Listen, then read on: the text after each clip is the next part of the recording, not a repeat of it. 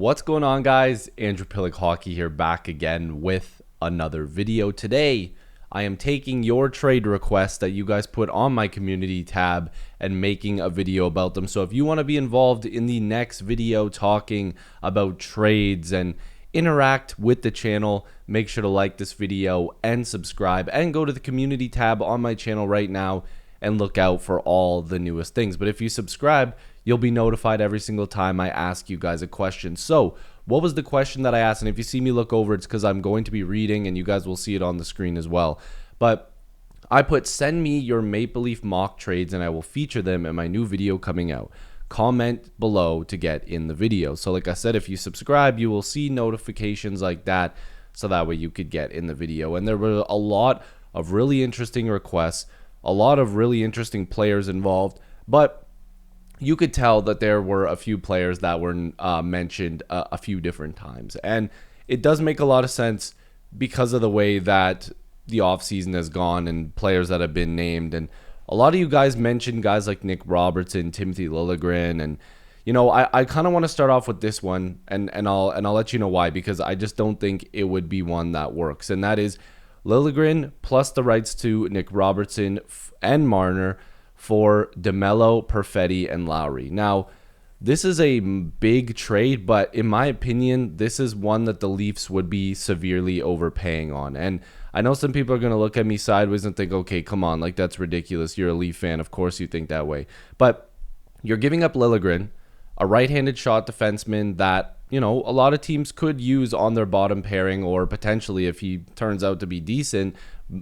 I can't say decent. He already is decent. If he turns out to be good, then, you know, that's a good piece to have. Nick Robertson with an opportunity looks like he could be a 20-goal scorer. I mean, the guy scored 14 goals last year for the Leafs in playing like 10 or 11 minutes a night. That's not a lot of time.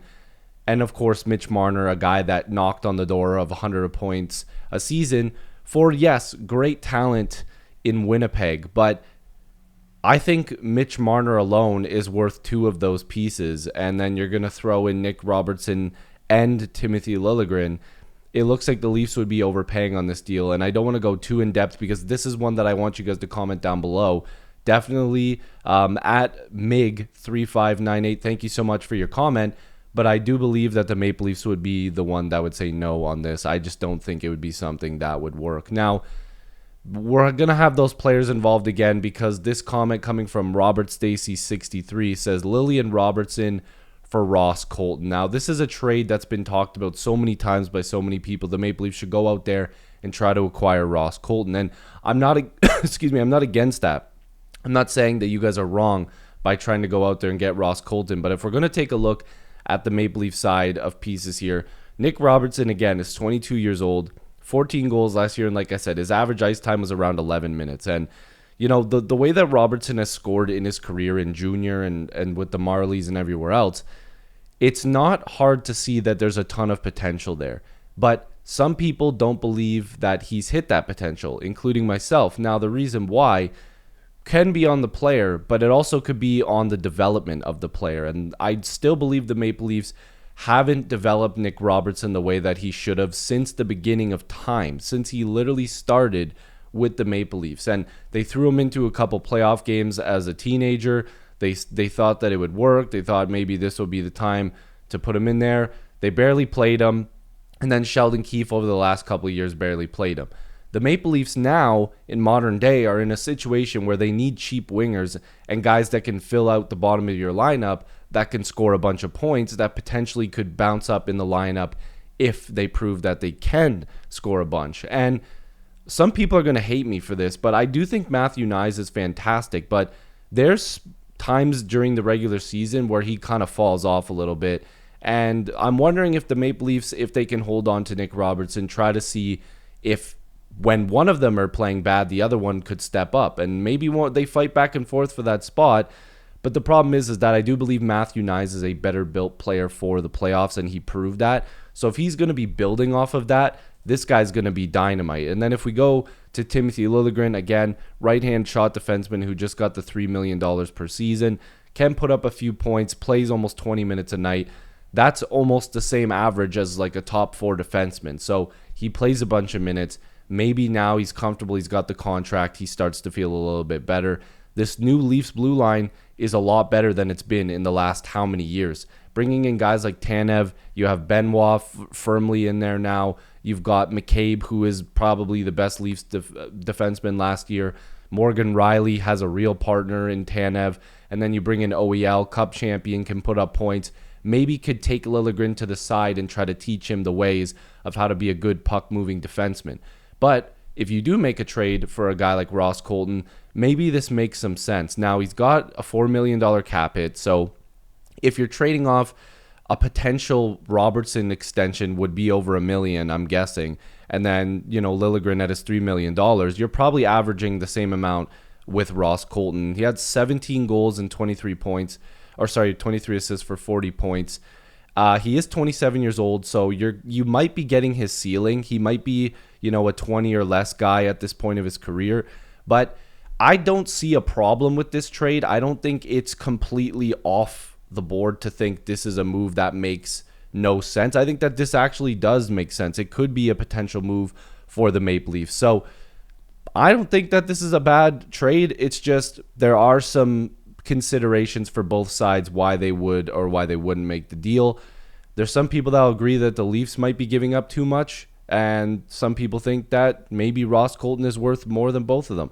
You guys comment down below. I would love to hear that. Now, I'm going to be making videos out of a bunch of these comments, so I'm going to take one more because this is a pretty big topic of discussion because it involves Mitch Marner again. But this one seems a little bit more realistic, even though I'm not too sure that either side would want to do this. And this comment comes from John LeBlanc, or John LeBlanc. I don't want to be disrespectful. Hopefully I'm saying that correctly. John LeBlanc 2436, Marner for Necas and Drury. Now, the reason why this one sparked my interest a little bit is because I do think the Maple Leafs do well in a trade if they would get a guy like Necas and Drury who has maybe some potential to put up a little bit more points with an opportunity with the Maple Leafs, and maybe hasn't reached his full potential with Carolina. But at the same time, Mitch Marner is pretty damn valuable, and I think again, maybe I'm just being biased because I'm a Leaf fan, but I think there would still have to be more coming from the other side from Carolina. But if we're to look at Martin Necas, 25 years old, no contract right now, of course. There's some issues there with Carolina, but 24 goals, 29 assists for 53 points. So you're replacing Mitch Marner's like 90 plus points with a 53-point guy. But then if you're adding in Jack Drury, 27 points, 8 goals, 19 assists, the guy looks like a decent player. 24 years old, plays the center position, which would be good for the Maple Leafs, but I do believe he also plays the wing. I could be completely wrong here, but he hasn't reached that full potential. He hasn't maybe reached the ceiling that what he could be. But when you start getting into the 24 to 26 range and you're still kind of like, what is this guy? You have to be a little bit careful, especially for a trade like this. So if I'm the Maple Leafs, I would be going, okay, Necas, Drury, and then what? Like, there has to be another piece there, probably a high pick, and maybe Carolina thinks that that's too much. Hell, maybe you guys watching this think that that's way too much in a trade. But if I was to just give my opinion, I believe that this is a move that Carolina would have to give more up, even though I actually don't mind the groundwork of this trade. The Leafs might actually have to put in a player there as well, just to kind of see if they can balance out contracts, because I know Carolina spends a lot of money and they let a lot of guys go because they were watching how they were spending their money, and they've added as well. I don't know. I want you guys to give your opinion on this one. I want to see what you guys think, and thank you guys so much for your comments. And if you've commented on this post already, there's still a chance I'm going to go and take more of those and include it in my next video. But if you're watching this right now, go comment on that post. I'm going to be taking a look at it. So if you've got your own mock trades, go in there, make sure to comment, and let's have some fun with this. And like I said, if you guys are new here, like and subscribe, because if you subscribe, you'll see those notifications come out when I want you guys to be a part of these videos, which I want you guys to always be a part of them. So stick around. Nyquist does these videos, so definitely shout out to him. He's a great guy. I've spoken to him many of times. Great YouTuber, much better than me when it comes to the hockey stuff. I can fully admit that. He's just been a fantastic YouTuber over the years. So shout out to Nyquist, shout out to you guys, and hopefully you guys enjoyed this. If you're new, like, subscribe, join the squad. I love you guys. Go Leafs go. Send me your mock trades. Peace.